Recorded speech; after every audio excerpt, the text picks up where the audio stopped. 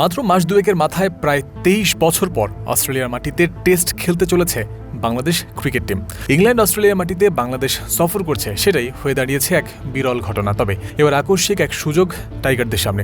আবারও ইংল্যান্ডের মাটিতে টেস্ট খেলার আমন্ত্রণ পাওয়ার অপেক্ষায় নাজমুল শান্ত, মুশফিকুর রহিমরা। সবকিছু ঠিক থাকলে সেটা আবার আয়োজিত হওয়ার কথা ক্রিকেটের তীর্থভূমি খ্যাত লর্ডস ক্রিকেট গ্রাউন্ডে।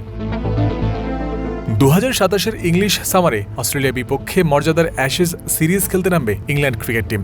তার আগে বাংলাদেশের বিপক্ষে একটি টেস্ট ম্যাচ আয়োজনের পরিকল্পনা করছে ইংল্যান্ড। পাকিস্তানকে নিয়ে তাদের একই পরিকল্পনা থাকলেও তা বাস্তবায়নের সম্ভাবনা কমে গেছে। তারই বিকল্প হিসেবে বাংলাদেশের সঙ্গে যোগাযোগ করেছে England and Wales Cricket Board. সংবাদ মাধ্যম দ্য টেলিগ্রাফ এমনই খবর প্রকাশ করেছে। অ্যাশেজের আগে এটিই হবে ইংল্যান্ডের শেষ ম্যাচ এবং অ্যাশেজেরই প্রস্তুতির অংশ হিসেবে ম্যাচটি আয়োজন করতে চায় তারা। অফিসিয়াল ব্রডকাস্টারদের সঙ্গে চুক্তি অনুযায়ী প্রতিটি সামার সিজনে ইংল্যান্ড ৬টি হোম টেস্ট খেলে।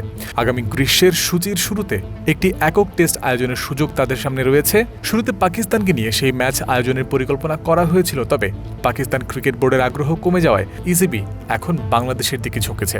উল্লেখ্য, সাধারণত বছরের মাঝামাঝি সময় নির্দিষ্ট করে জুন মাস থেকেই শুরু হয়ে থাকে ইংলিশ সামার।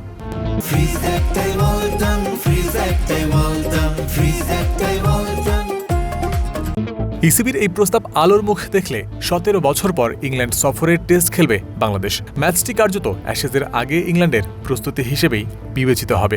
এই ম্যাচ আয়োজনের জন্য প্রথমে ওল্ড ট্রাফোর্ডের কথা ভাবা হয়েছিল, যেখানে ২০১০ সালের সফরের টেস্ট খেলেছিল বাংলাদেশ। তবে এখন পরিকল্পনা বদল করে এটি লর্ডসে আয়োজনের সম্ভাবনাই অনেক বেশি। কারণ ওয়ার্ল্ড টেস্ট চ্যাম্পিয়নশিপ ফাইনালের ভেন্যু হিসেবে লর্ডসের পরিবর্তে ওভালকে বেছে নেওয়া হতে পারে। সেক্ষেত্রে বাংলাদেশের বিপক্ষে টেস্ট আয়োজন করলে পরবর্তী সামারের লর্ডসে ২টি টেস্ট মাঠে গড়ানো যাবে।